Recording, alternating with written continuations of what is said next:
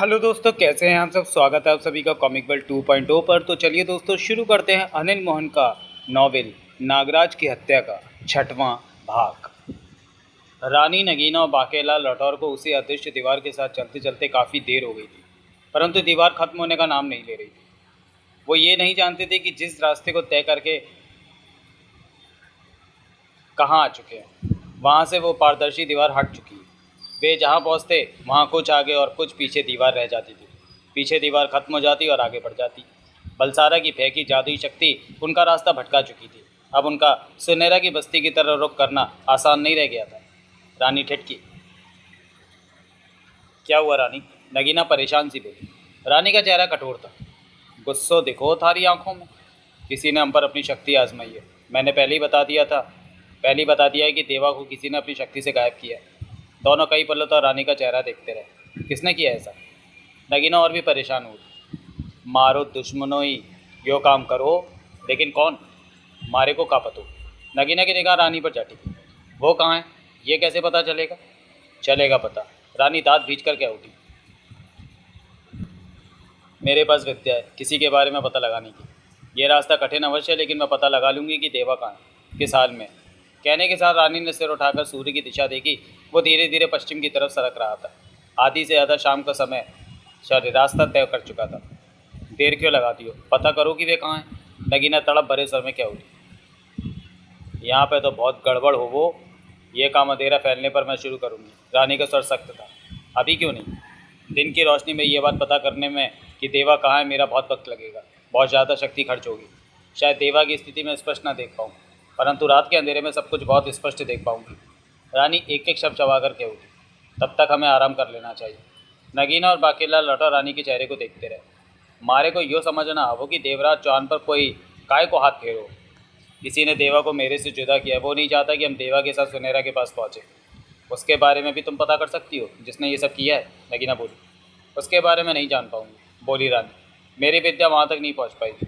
विद्या का ये सब वायुलाल ने मुझे इसलिए नहीं सिखाया कि भविष्य में मैं ऐसी बातें जानकर दूसरों से झगड़ा ना करूं। नगीना की आंखों में पानी चमक उठा। बहना, थारी अखियों में आंसू? भैया वो जाने किस हाल में होंगे। नगीना की आंखों से आंसू लुढ़क गए। हौसला रखो बहनों। रानी, सब मालूम करो के थारे को बतायो कि देवराज चौहान किधरों हो गए। रानी ने आगे बढ़कर नगीना के कंधे पर हाथ रखा। बेला, हिम्मत से काम ले। तू बहुत जल्दी घबरा जाती है। क्या करूं? एक ही तो है मेरा अपना, जिसकी सांसों को देखकर मेरी सांसें चलती हैं। देवराज चौहान को कुछ हो गया तो मैं। ए बेला। रानी ने उसका गाल थपथपाया। रानी की आंखों में भी आंसू चमक उठे। बहुत छोटा दिल है तेरा, बात बात पर आंसू ले आती है। ऐसे तो बच्चे भी नहीं करते। तो फिर तू क्यों रोती है? तेरी आंखों में आंसू क्यों? ये आंसू थोड़े ना है। रानी का स्वर कांपा। ये तो आंखों में धूल गिर गई। मेरी आंखों में धूल डालती है झूठ बोलकर। नगीना फपकी। आंसू बहाती दोनों गले लग गई। बाकेलाल राठौर की आंखें भी गीली हो गई। एक हो मर्दों पर दो छोरी दीवानों हो गए। बाकेलाल राठौर बड़बड़ा उठा। मारे गुरदासपुरों में वो दो छोरों पे दीवानी हो गए। मारे पे और उसों पे पड़ ब्याह उसों से हो गए। हम रह गए। यो प्यार भी अजब खेल है भाइयों। किसी को चाहो, किसी को पावो। वायुलाल, जो कि अपने खास कमरे में अर्धबेहोशी की हालत में पड़ा था, जब उसकी ताकत से भरा त्रिशूल रानी ने पकड़ लिया था, ऐसा होते ही उसने अपने शरीर को किसी पकड़ में महसूस किया था। वो इस कदर बेबस हो गया था कि आज़ादी से हिल पाना भी उसके बस का नहीं रहा था। लंबा वक्त वो इस तरह शक्तिहीन सतक पर लेटा रहा। उसके बाद उसे आज़ादी तब मिली जब रानी के हाथ से त्रिशूल छूटा था। ऐसा होते ही वायुलाल आज़ाद हो गया। वो फुर्ती से तख्त से नीचे उतरा। चेहरे पर गुस्सा आ गया था। वो अपने खास कक्ष से बाहर निकलता चला गया। राहदारी में लंबे लंबे डग भरता वो आगे बढ़ा जा रहा था कि सामने से दौड़कर आते कैद खाने के दो पहरेदार दिखे। वे घबराए से नजर आ रहे थे। वायुलाल की निगाह उन पर जा टिकी। वे करीब पहुँचे, ढिठके।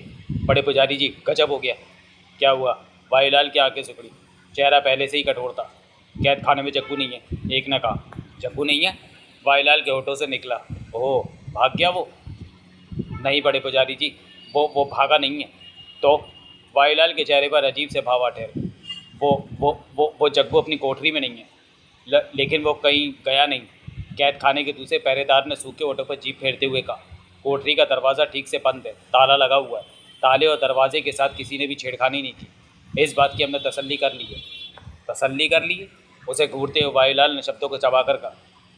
जी, मतलब कि जग्गू कोठरी से बाहर नहीं निकला?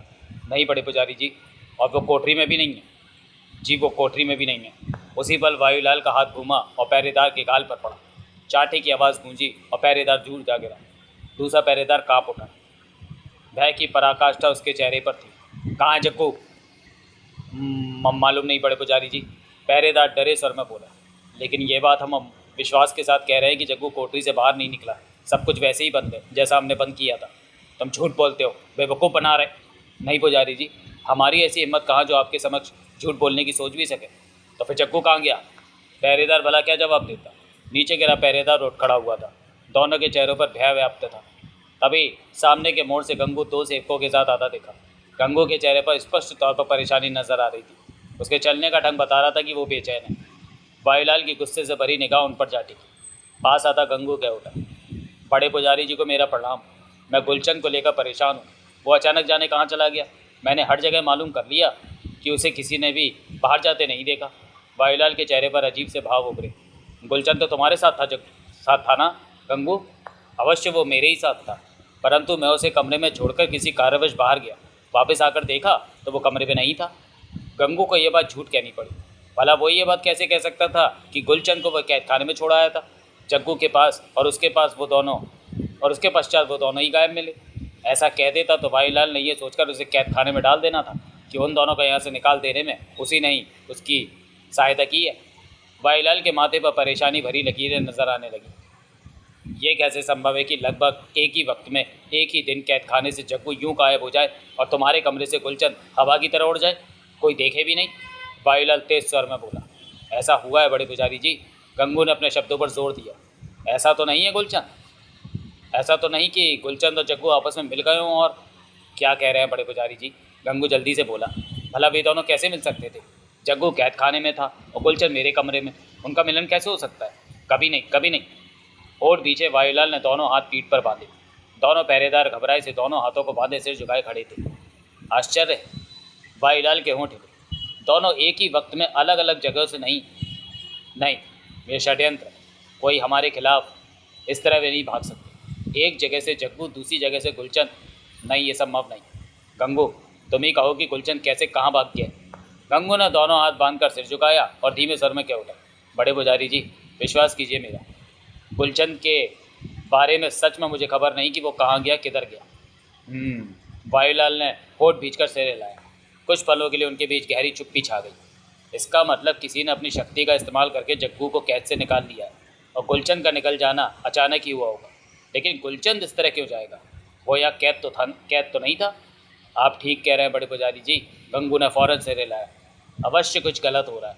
वायुलाल अपने से क्या होगा? रानी भी अपनी शक्ति से ऐसा नहीं कर सकती, क्योंकि वो बहुत दूर थी। तब उसने मुझे थाम रखा था। कुछ करने के लिए उसके हाथ खाली नहीं थे।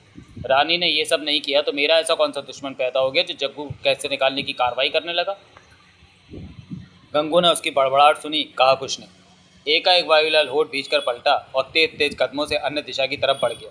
कई गैलरियां पार करके वह एक सामान्य साइज के कमरे में पहुंचा और दरवाज़ा भीतर से बंद कर लिया। कमरे में जाने कहाँ से मध्यम सा प्रकाश फूट रहा था। वो आगे बढ़ा और बड़ी सी सफ़ेद रंग की शेल्फ के पास पहुंचा और पास ही एक खुले बर्तन में रखे काले रंग की कोई चीज़ मुट्ठी में भरी और उस सफ़ेद शेल्फ पर फैला दी। फिर हाथ के बीच वाली लंबी उंगली से शेल्फ पर रेखाएं खींचने लगा। कुछ ही पलों में सफ़ेद शेल्फ पर बिखरी मिट्टी जैसी काली चीज़ पर अजीब तरह के खाने बने नजर आने लगे। इसके बाद वो हर खाने पर उंगली रखता और कुछ बड़बड़ाने लगता। वायुलाल का ये क्रम कुछ देर तक जारी रहा।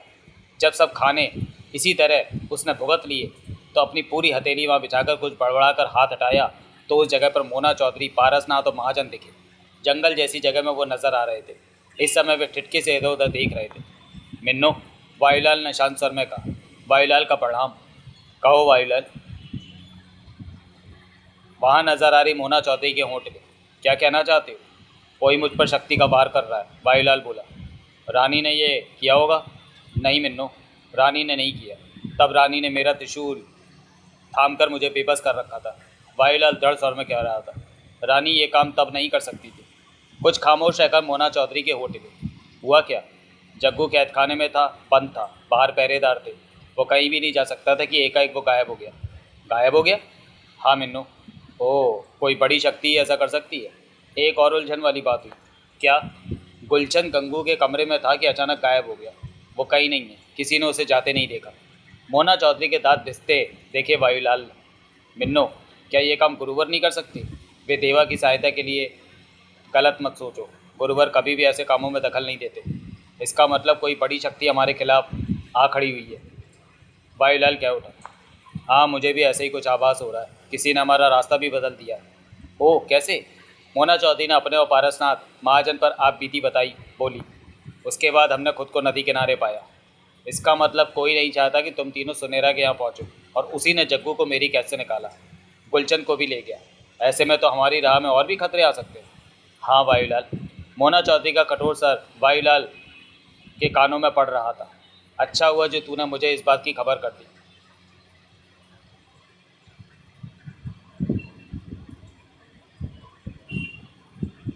आने वाले समय में मैं सावधान रहूंगी और मालूम करने की चेष्टा करूंगी कि किस शक्ति ने यह सब किया है।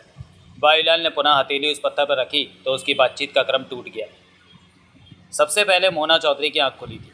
बहती नदी के पानी की आवाज़ उसके कानों में पड़ी तो वो फौरन उठ बैठी।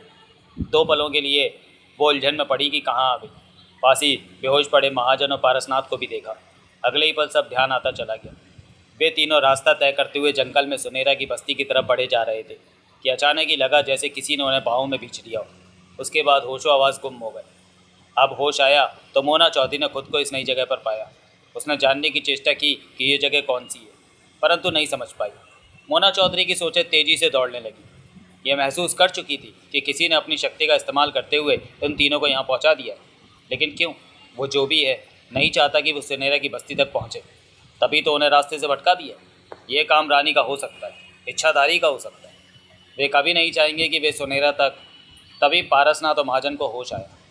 खुद को नई जगह पाकर वे चौंक कर उठ बैठे। ये क्या? महाजन के ओटो से निकला। हम कहाँ आ गए? ये जगह मैंने पहले कभी नहीं देखी। मोना चौधरी के चेहरे पर एकाएक शक्ति आ सिमटी। नदी में दौड़ते पानी की मीठी मीठी छम छम उनके कानों में संगीत की तरह बज रही थी। हम यहाँ कैसे पहुँच गए? हम तो जंगल में सुनेरा की बस्ती की तरफ जा रहे थे, पारसनाथ बोला। पहुँचे नहीं, हमें यहाँ पहुँचाया गया है, मोना चौधरी दांत बीच कर कह उठी। क्यों? ताकि हम सुनेरा तक ना पहुँच सके, देवराज चौहान के सामने पढ़कर उसे ना खत्म करें। ऐसा ऐसा किसने किया? महाजन की आंखें सिकुड़ी। तुम सोचो, रानी ने। महाजन के ओटो से निकला। इच्छाधारी ने किया होगा। पारसनाथ ने महाजन को देखा। ये दोनों ही हैं जो हमारे रास्ते में रुकावटें डाल सकते हैं। महाजन के सर में सोच के भाव भरे हुए थे। दोनों की निगाह मोना चौधरी पर जा टिकी। क्यों बेबी? महाजन गंभीर स्वर में बोला। तुम क्या कहती हो? हमारे साथ जो हुआ उसे देखते हुए मैं कह सकती हूँ कि आने वाला वक्त कैसा भी खतरनाक हो सकता है। मोना चौधरी एक एक शब्द चबाकर कठोर स्वर में कह उठी। मिन्नो का रास्ता रोकने के लिए हौसला चाहिए। अब मुझे भी ये देखना है कि यह हौसला किस में कायम है, रानी में या इच्छाधारी में। इच्छाधारी को गुरुवर का आशीर्वाद प्राप्त है, पारसनाथ बोला। तुम्हें गुरुवर से बात करनी चाहिए कि क्यों इच्छाधारी हमारे रास्ते में। नहीं, मोना चौधरी कठोर स्वर में बोली। मैं इस बारे में गुरुवर से कोई बात नहीं करूँगी। क्यों? जो भी मेरे रास्ते में आ रहा है वो सम अपनी करनी भुगतेगा। मैं कमज़ोर बनकर गुरुवर से बात क्यों करूँ कि इच्छाधारी मेरे रास्ते में क्यों आ रहा है? मोना चौधरी उठ खड़ी हुई। जो एक बार मेरे रास्ते में आया वो दूसरी बार भी आएगा। आखिर कब तक वो मुझसे छिपता रहेगा? मैं उसे छोड़ूंगी नहीं। महाजन और पारसनाथ मोना चौधरी का गुस्से से भरा चेहरा देखते रहे। कई पल ऐसे ही बीत गए। मोना चौधरी नदी के किनारे पहुंची और हाथ मुंह धोया। महाजन और पारसनाथ भी उठे। हाथ मुंह धोकर उन्होंने खुद को हल्का महसूस किया। ये जगह कौन सी है? पारसनाथ ने महाजन से पूछा। याद नहीं आ रहा, शायद इस तरफ कभी आना रहा नहीं होगा, महाजन ने सोच भरे स्वर में कहा। उनका कुछ वक्त यूं ही बीत गया, इधर उधर देखने में। आखिरकार मोना चौधरी ने कहा, हमें कोई एक दिशा पकड़कर आगे चल पड़ना चाहिए। कोई मिला तो रास्ता पूछ लेंगे। माना कि पूछ पाछ कर हम सुनेरा के यहाँ पहुँच गए तो अभी हमारा उद्देश्य पूरा नहीं हो सकेगा। कैसा उद्देश्य? मोना चौधरी ने उसे देखा। देवराज चौहान को खत्म करने का। हमारे पहुंचने तक देवराज चौहान सुनेरा से आत्मा लेने का काम समाप्त करके वापस सापनाथ की बस्ती की तरफ चल पड़ा होगा, महाजन ने गंभीर स्वर में कहा। हमारा मकसद तो देवराज चौहान को सुनेरा से त्रिवेणी की आत्मा ना लेने देने का था, देवराज चौहान को खत्म कर देने का था। मोना चौधरी के दांत पिच गए। हमें रास्ते से भटका दिया गया है कि हम सुनेरा की बस्ती तक ना पहुँचे, रानी और देवराज चौहान के रास्ते में रुकावट ना बन सके। पारसनाथ ने अपने खुरदरे चेहरे पर हाथ फेरा। हमारा सारा मकसद किसी ने बर्बाद कर दिया। एक दिशा पकड़कर वे तीनों वहाँ से चल पड़े। उन्हें चले ज़्यादा समय न बीता होगा कि मोना चौधरी के मस्तिष्क को झटका लगा जैसे कोई उसे पुकार रहा हो। मोना चौधरी ठिठकी। कुछ पलों के लिए माथा सा पकड़ लिया। महाजन और पारसनाथ ने ठिठक कर मोना चौधरी को देखा। क्या हुआ बेबी? मोना चौधरी ने कुछ नहीं कहा। चंद पलों बाद ही वायुलाल की आवाज़ तीनों के कानों में पड़ी। मिन्नो। वायुलाल मोना चौधरी से बात करने के लिए संबंध बना रहा था। यही वजह थी कि उसे अपने मस्तिष्क में खिंचाव सा महसूस हो रहा था। मोना चौधरी और वायुलाल की बात हुई। महाजन और पारसनाथ ने भी बातें सुनी। वायुलाल ने बताया कि कैसे जग्गू और गुलचंद उसके यहाँ से गायब हो गए। बातें समाप्त होने के बाद मोना चौधरी गंभीर नजर आने लगी। वो बोली, इसका मतलब रानी ने ये सब नहीं किया, इच्छाधारी ने किया। रानी ने तो तब वायुलाल को जकड़ रखा था। इच्छाधारी नहीं चाहता कि हम रानी और देवराज चौहान के कामों में रुकावट बने। महाजन और पारसनाथ के चेहरे पर उलझन थी। मोना चौधरी, पारसनाथ बोला, यह काम किसी और का किया भी हो सकता है। नहीं, दूसरा कोई नहीं है जिसे हमारे रास्ते में आने की आवश्यकता महसूस हो। एक ही समय में हम पर और वायुलाल पर वार किया गया। हमें रास्ते से भटका दिया गया और उधर से जगमोहन और सोनलाल को कैसे निकाल दिया गया। मैं इन्हें नहीं छोड़ूंगी। मालूम करके रहूँगी कि किसने ये सब किया है, वो कहाँ है। कैसे मालूम करोगी बेबी? भूल रहे हो तो कि मुझ में पूजन की पूरी शक्ति आ चुकी है। ढेरों विद्याओं का ज्ञान है मुझे। नगरी की मालकिन मिन्नो हूँ मैं। अपनी शक्तियों से मैं बहुत कुछ जान सकती हूँ। मोना चौधरी कठोर स्वर में बोली। तो फिर देर किस बात की? महाजन बोला, मालूम करो। इस काम की शक्ति शाम के बाद जागती है। दिन ढलने के बाद ही इस काम की शुरुआत हो सकेगी। ओह। वो तीनों कुछ पलों तक एक दूसरे को देखते रहे। यहाँ से आगे बढ़कर कोई मुनासिब जगह देखकर वहाँ आराम करते हैं और दिन का बाकी समय बिताते हैं। मोना चौधरी गंभीर स्वर में कह उठी। यूँ ही किसी दिशा की तरफ बढ़ने का कोई फ़ायदा नहीं। हाय माँ, अब और नहीं चला जाता, जलेबी ने कहा और आगे बढ़कर एक पेड़ की छाया में जा बैठी। जगमोहन और सोनलाल ठिठके। जलेबी को देखा, ये तो बहुत जल्दी थक जाती है, सोनलाल ने जगमोहन से कहा। जगमोहन ने होंठ सिकुड़कर जलेबी को देखा। जल्दी कहाँ? जलेबी मुंह बनाकर बोली, कई घंटों से चल रही हूँ, अब तो शाम होने को आ गई। सोनलाल जलेबी को देखता पूर्व अंदाज में जगमोहन से बोला, यह ब्याह के वक्त फेरे लेते लेते थक गई तो? तब नहीं थकती, जलेबी ने तीखे स्वर में कहा। क्या भरोसा? ब्याह के लिए तो मैं पूरे जन्म फेरे लेती रहूँ। जलेबी एकाएक हंसी। पूरे जन्म? और क्या? फिर जगमोहन क्या करेगा? क्या मतलब? तू तो पूरे जन्म फेरे लेते रहेगी, ये तो तेरी हिम्मत है। तब बेकार बैठा जगमोहन क्या करेगा? मेरा ये मतलब तो नहीं था। जलेबी ने गहरी सांस ली। तो क्या मतलब था जलेबी? देख गुलचंद, जलेबी आंखें तरेर कर बोली, तो मुझसे इस तरह का मजाक मत किया कर। जब तक तेरा ब्याह नहीं होता तब तक तो करूँगा ही। जगमोहन आगे बढ़ा और जलेबी के पास जा बैठा। सोहनलाल ने गोली वाली सिगरेट सुलगाई और उसके पास घास पर बैठ गया। जग्गू, जलेबी बोली, मुझे भूख लग रही है। मुझे भी भूख लग रही है। जगमोहन ने दूर दूर तक सुनसान जंगल में नज़र मारी। खाने को कुछ ला, जंगल में फलदार वृक्ष तो अवश्य होंगे। मैं जाऊं? जगमोहन ने जलेबी को देखा। हाँ, मैं बहुत थक गई हूँ। मेरी वापसी का पक्का पता नहीं होगा। रास्ता भूल जाऊंगा। जंगल के सब रास्ते एक से लगते हैं। ये बात तो तूने ठीक कही। सोहनलाल घास पर अधलेटा सा होकर कष्ट ले रहा था। कितना रास्ता बाकी है सुनेरा की बस्ती तक पहुँचने का? जगमोहन ने पूछा। पूरी रात का रास्ता बाकी है। इसका मतलब अभी काफ़ी चलना पड़ेगा। जलेबी ने सहमति में सिर हिलाया। तब तो जंगल में फलदार वृक्षों को तलाशना ही होगा। पेट खाली होगा तो चलना संभव नहीं होगा। कुछ आराम करके थकान उतार लें, उसके बाद फलदार वृक्षों की तलाश। जलेबी के शायद मुंह में ही रह गए। उसकी निगाह इच्छाधारी पर पड़ चुकी थी, जो एक तरफ खड़ा उन्हें देख रहा था। सोहनलाल ने भी उसे देख लिया था। वो जाने कब वहाँ पहुँचा, उन्हें पता नहीं लग पाया था। वो देख सत्तू। जलेबी के कहने पर जगमोहन ने गर्दन घुमाई तो सत्तू को देखकर आंखें सिकुड़ गई। तीनों को अपनी तरफ देखता पाकर सत्तू मुस्कुराया और पास आ बैठा। तू जग्गू को वायुलाल की कैसे छुड़ाई लाई? सत्तू ने कहा। तू क्या सोचता है कि साथ नहीं देगा तो मेरा काम नहीं होगा? जलेबी ने नाराज़गी से कहा। मैं बहुत व्यस्त थी। तो यहाँ क्यों आया है? हैरानी मुझे यहाँ ले आई। सत्तू और इच्छाधारी मुस्कुराया। कैसी हैरानी? कि वायुलाल की कैसे जग्गू को कैसे निकाल लाई? क्या इस काम में किसी ने तेरी सहायता की? तुझे क्या? मुझे कुछ नहीं, फिर भी उत्सुकता की वजह से। मेरी बातों से तुझे क्या? जलेबी ने तीखे स्वर में कहा।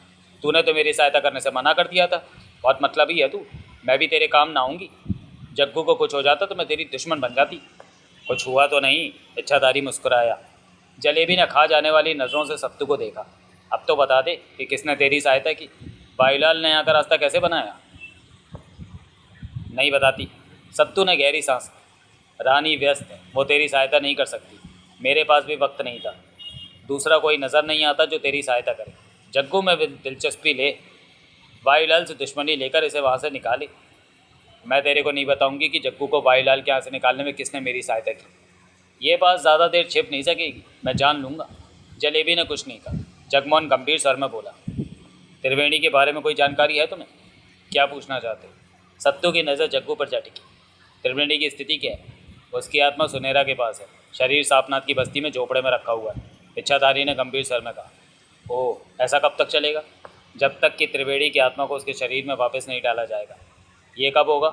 कई लोग इसी कोशिश में लगे हुए हैं। जगमोहन ने इच्छाधारी को भरपूर नज़रों से देखा। देवराज चौहान कहाँ है? मुझे खबर नहीं, रानी के साथ होगा। मैं लंबे वक्त के बाद अपनी जगह से अभी अभी निकला हूँ, अपने कार्य में व्यस्त था। अब तक तो देवराज चौहान को सुनेरा तक पहुँच जाना चाहिए। मुझे इन बातों की खबर नहीं, अब मालूम करूँगा। जगमोहन ने सोहनलाल पर नज़र मारी, फिर इच्छाधारी से बोला, सापनाथ और दुत्का तो सुनेरा तक पहुँच गए होंगे, उन्हें चले तो काफ़ी देर हो गई। सापनाथ तो कब का सुनेरा के पास पहुँचा और उसकी कैद में फंस चुका है। कैद में? दोनों सुनेरा की कैद में? सापनाथ है सुनेरा की कैद में, दुत्का सुनेरा की बस्ती की सीमा के बाहर मौजूद है। उसे सुनेरा ने कैद नहीं किया। ओह, जगमोहन के होठों से निकला। तो सुनेरा ने सापनाथ को त्रिवेणी की आत्मा नहीं दी? नहीं। इच्छाधारी ने इनकार में सिर हिलाया। वो देगा भी नहीं। क्यों? सुनेरा अपने ओहदे को ख़त्म नहीं करना चाहता। वो राक्षसी इच्छाओं वाला ही बने रहना चाहता है, ताकि आत्माओं का रखवाला बना रहे। वो किसी भी कीमत पर त्रिवेणी की आत्मा किसी को नहीं देगा। इच्छाधारी ने गंभीर स्वर में कहा। जगमोहन के दांत बिछ गए। लेकिन त्रिवेणी की आत्मा तो ज़रूर चाहिए सत्तू, जलेबी बोली। सब अपनी अपनी कोशिश कर रहे हैं। मैं तो यहाँ ये जानने आ गया था कि जग्गू भाईलाल की कैसे किसकी सहायता से निकला। मुझे नहीं बताना चाहते तो ना सही, मैं चलता हूँ अब। देवराज चौहान से मिलोगे? जगमोहन ने टोका। शायद। इच्छाधारी ने उसे देखा।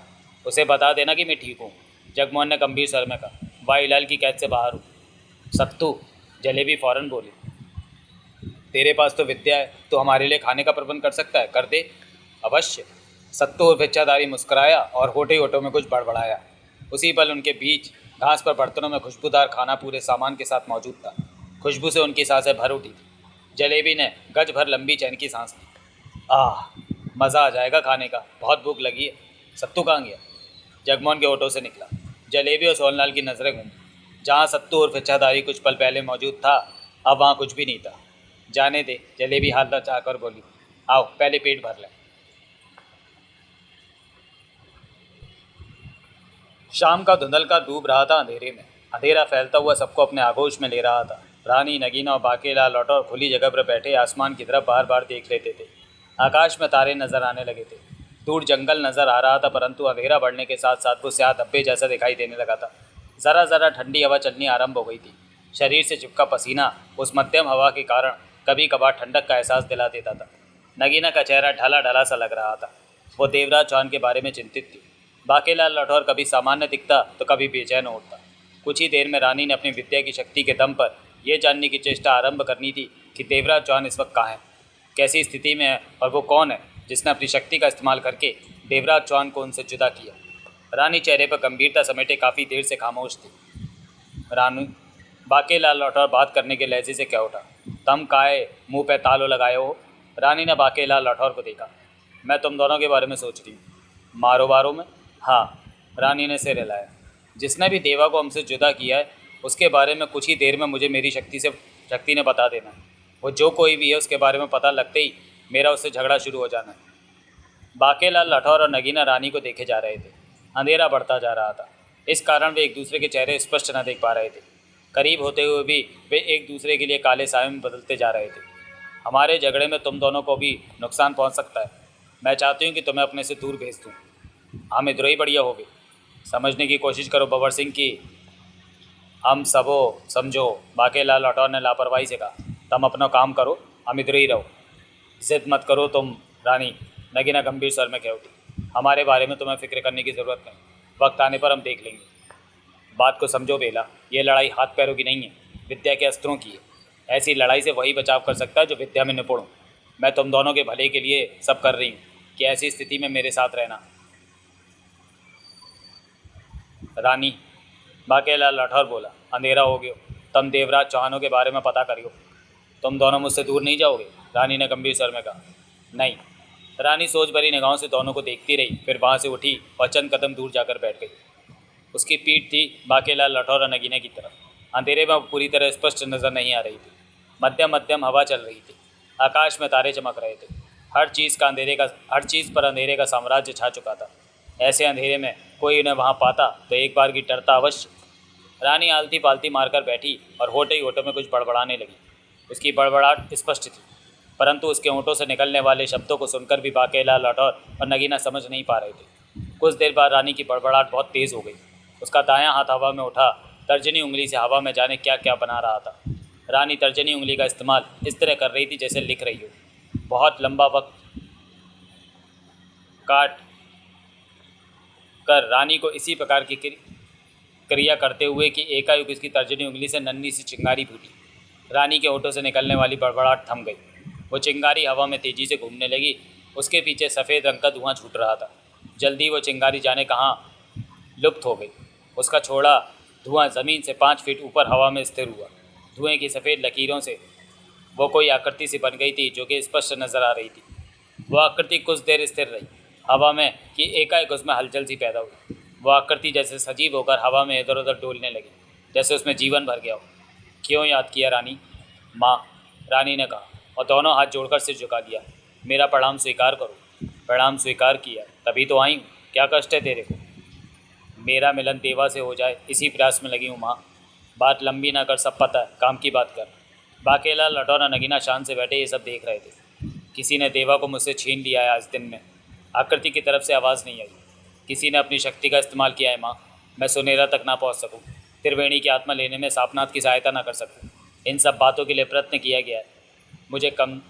मुझ कमज़ोर की सहायता करो। क्या चाहती है तू? देवा को देखना चाहती हूँ कि वो किस हाल में। किसने मुझ पर अपनी शक्ति का इस्तेमाल किया, ये जानना चाहती हूँ। मुझ पर अपनी कृपा कर माँ। तेरे बिना मैं अपनी कोशिश में सफल नहीं हो सकती। क्यों जानना है तेरे को? देवा की बहुत चिंता है मुझे। चिंता मत कर, देवा को कुछ नहीं होगा, वो तेरे को मिल जाएगा। माँ के ये शब्द सुनकर मुझे ठंडक मिली। मन प्रसन्न हो गया मेरा। रानी के होठों से आवाज़ निकल रही थी, मैं जाऊँ? अभी नहीं माँ। तेरे को देवा की चिंता है वो मैंने बता दिया। अब किसने मुझ पर शक्ति का इस्तेमाल, झगड़े में क्यों पड़ती है? ये बात तो मैं ज़रूर जानूंगी माँ। रानी की आवाज़ में ज़िद भर आई। ज़िद करती है? माँ से ज़िद नहीं करूँगी तो किससे ज़िद करूँगी? तुम ही तो। अगर तू सब कुछ जानना चाहती हो तो देवा की जिम्मेदारी मैं नहीं लूँगी, तो ही सब संभालना। माँ का आशीर्वाद रहेगा तो मैं सब संभाल लूँगी। कई पलों तक उस आकृति की आवाज़ नहीं आई। माँ, रानी की आवाज़ गूंजी अंधेरे में। मेरी मान तो आगे मत बढ़, रहने दे इन बातों को। देवा तुझे मिल जाएगा। मुझे जानना है माँ, अवश्य जानना है। रानी के शब्द पूरे होते ही 3 फीट चौड़ा 3 फीट लंबा शीशा रानी के सामने आ ठहरा। इसके साथ ही वो शीशा इस तरह चमक उठा कि इसके भीतर की हर चीज़ सामने वाला देख सके। इस वक्त वो शीशा खाली नज़र आ रहा था, कुछ भी उसमें नज़र नहीं आ रहा था। रानी, माँ, जो जानना है जान लो। शीशा तेरे को सब दिखा देगा। मैं जा रही हूँ। तेरा पूछना बंद होगा तो शीशा मेरे पास पहुँच जाएगा। कितनी दयालु है माँ, रानी ने कहा और दोनों हाथ जोड़कर सिर झुका लिया। बाकेलाल राठौर और रानी की नज़रें मिली। वे पुनः रानी और शीशे को देखने लगे। रानी ने सिर उठाया और आंखें खोली। अंधेरे में शीशे के अलावा कुछ भी स्पष्ट नज़र नहीं आ रहा था। ऐ शीशे, मुझे देखा देवा कहाँ है? रानी कह उठी। मत देख रानी, शीशे में से आवाज़ आई। माँ का कहना मान कि देवा तेरे को मिल जाएगा। तू क्यों मना करता है?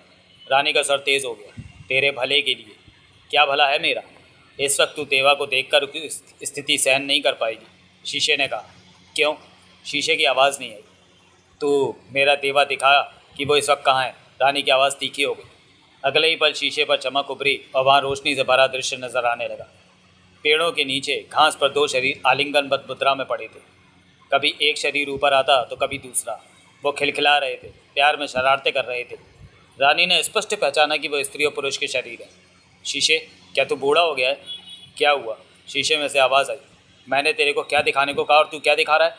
शीशे में से कोई आवाज़ नहीं आई। उसी पल जो दृश्य शीशे में दूर थे वो धीरे धीरे पास आने लगे। रानी की निगाह एकटक शीशे पर थी। जो ही आलिंगनबद्ध शरीर शीशे में करीब आकर स्पष्ट नजर आए, रानी चिहुक उठी। उसकी आंखें धोखा नहीं खा सकती थी। पहचानने में उससे कोई भूल नहीं हो सकती थी। वो पुरुष और कोई नहीं, देवा था। देवा? रानी के होठों से हक्का बक्का स्वर निकला। रानी की एकाएक सुलग उठी निगाह स्त्री पर जा टिकी। हंसनी? ओफ, देवा और हंसनी, ये क्या कर रहे हैं? रानी फटी फटी आंखों से शीशे में देखती रही। देवा और हंसनी की छेड़खानी वाली शरारतें हर पल बढ़ती जा रही थी। रानी का शरीर गुस्से से कांपे जा रहा था। होठ भिसते जा रहे थे। आंखों में लगी आग जैसे विकराल रूप धारण करती जा रही थी। शीशे, रानी चीख उठी। बोल रानी, ये क्या दिखा रहा है मुझे? रानी दांत किटकिटा उठी। शीशा हंसा। तेरे से कहा था मत देख, तेरे को देवा मिल जाएगा, लेकिन तू देख कर ही रही। मैंने पूछा है कि तू क्या दिखा रहा है? रानी पुनः उसी तरह चीखी। तूने देवा को देखना था, इस हाल में तो नहीं देखना था। इस वक्त वो जो कर रहा है वही तो तू देख पाएगी, कुछ और तेरे को कैसे दिखा दूँ? देवा देवा हंसनी को प्यार कर रहा है, रानी चीखी। मेरे ख्याल में तो रानी वे दोनों बहुत खुश नज़र आ रहे हैं। तेरे को क्या लगता है कि वो? खामोश। शीशा चुप कर गया। मेरा मजाक उड़ाता है?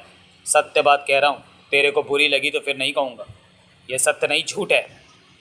मैं जो दिखाऊंगा वो सत्य ही होगा, झूठ क्यों दिखाऊंगा तुझे? शीशे ने कहा। रानी का शरीर गुस्से से कांपे जा रहा था। उसकी फटी फटी सुलगती आंखें शीशे पर टिकी थी। वहाँ हंसनी ने देवराज चौहान को अपनी बाहों के घेरे में लेकर उसके चेहरे पर चुंबनों की बौछार कर दी थी। हंसनी! रानी गला फाड़कर चीख उठी। हंसनी पर क्यों गुस्सा होती है? शीशे ने कहा। वो मेरे देवा को मुझसे छीन कर। देवा बच्चा तो नहीं जो हंसनी छीन कर ले जाएगी। हंसनी का इसमें क्या दोष? शीशे ने कहा। दोष तो इसमें देवा का है। देवा के पास तू है, बेला है, इस पर भी वो हंसनी पर मुग्ध हो गया। रानी दांत किटकिटा उठी। बहुत बुरा किया देवा ने, बहुत बड़ा दगा किया। तू उसके इंतज़ार में 125 साल कीली रही, परंतु वायुलाल का दामन थाम लेना तेरे को मंजूर ना हुआ। और देवा को दे, सब कुछ होते हुए वो हंसनी पर मुग्ध हो गया। देवा ऐसा नहीं कर सकता। सब तेरे सामने, तेरे कहने से सत्य बदल नहीं जाएगा। देवा! रानी गला फाड़कर चीख उठी। गुस्से से पागल हो चुकी थी वो। क्रोध से चेहरा स्याह लगने लगा था। आंखें लाल सुर्ख हो रही थी। आवेश में शरीर कांप रहा था। आहट पाकर रानी ने गर्दन घुमाई। पीछे नगीना और बाकेला लठौर को खड़े पाया। देख ले बेला, चीख उठी रानी। ये है देवा जिसे तू अपना पति कहती है।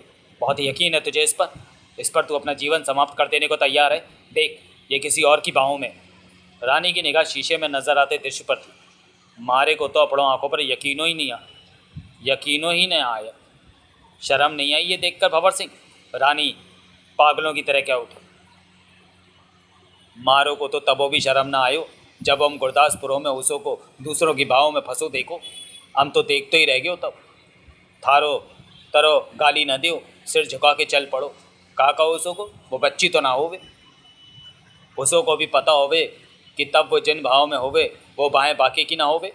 रानी की निगाह पुनः शीशे पर जा टिकी, जहाँ देवराज और हंसी की हरकतें बढ़ गई थी। उनकी खिलखिलाहटें सुनाई दे रही थी। दगाबाज है तू, धोखेबाज है तू देवा। रानी फट पड़ी। मैं तेरे को सज़ा दूंगी, अवश्य सज़ा दूंगी, जिंदा नहीं छोड़ूंगी तेरे। रानी! नगीना ने कपकपाते सर में टोका। रानी की गर्दन फौरन नगीना की तरफ घूमी। शीशे की रोशनी में रानी का चेहरा देखकर नगीना मनी मन कांप उठी।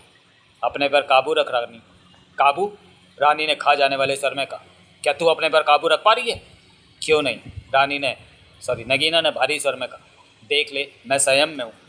ये संयम नहीं बल्कि तेरी कमज़ोरी। संयम है ये मेरा। अपने पति को दूसरे की बाहों में देखकर भी कि वो मेरा पति नहीं, देवा नहीं है। क्या मतलब? रानी चौंकी। वो मेरा देवराज चौहान नहीं है। नगीना की आंखों में आंसू चमक उठे। मेरा पति ऐसा नहीं है, मैं उन्हें अच्छी तरह जानती हूँ। रानी के चेहरे पर गुस्से से भरे व्यंग्यपूर्ण भाव नाच उठे। झूठी सोच के साथ दिल को तसल्ली मत दे बेला। देवा तेरे सामने और प्यार की पींगे बढ़ा रहा है हंसनी से। आंखों देखकर भी तू मन से झूठा भ्रम पालने की चेष्टा कर रही है। मेरा पति ऐसा नहीं कर सकता। नगीना की आंखों से आंसू बह रहे थे। तू सोचती रहे ऐसा, सामने हकीकत है, उसे मैं झुठला नहीं सकती। बहुत बुरा किया देवा ने। मैं बरसों से उसका इंतज़ार करती रही, तकलीफ़ों में रही, उसके प्यार को अपने सिर पर बिठा कर रखा, और मेरी ईमानदारी का ये सिला दिया मुझे देवा ने। रानी गुस्से में पागल हो चुकी थी। मैं देवा का जीवन समाप्त कर दूंगी। नहीं रानी, तू ऐसा नहीं करेगी। नगीना चीख उठी। मैं ऐसा ही करूंगी, यही सज़ा है देवा की। रानी फुफकार उठी। भूल कर रही है तू। रानी की आंखों में आंसू थे और आवाज़ में तड़प। देवराज चौहान ऐसे नहीं है, मेरा विश्वास ये कहता है। कभी आंखों पर धोखे का पर्दा पड़ जाता है, जो दिखाई देता है वो सच नहीं होता। रानी ठहाका लगाकर हंस पड़ी। निगाह शीशे पर जा टिकी, जहाँ देवराज चौहान और हंसनी प्यार भरी मस्ती में डूबते नजर आ रहे थे। यही सच है जो मैं देख रही हूँ। रानी पागल हो चुकी थी। मेरे प्यार की कद्र नहीं की देवा ने। देवा के लिए मैंने क्या क्या दुख नहीं सहे। मुझे नहीं प्यार करना था तो मत करता, तेरे से करता रहता। मुझे भला क्या मनाई होगी, लेकिन पर स्त्री के साथ उफ, मैं तेरा जीवन नष्ट कर दूंगी देवा। नगीना ने आंखों में आंसू भरे पास खड़े बाकेला लठौर को देखा।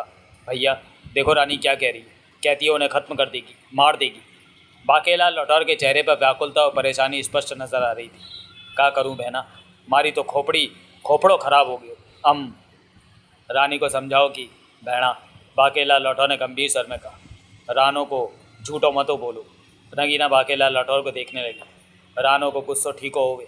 वो जो देखो वही तो बोलो हो। लेकिन देवराज चौहान ऐसे नहीं है। वो किसी अन्य औरत के ऐसी नज़रों से ठीक हो बोलो हो तो।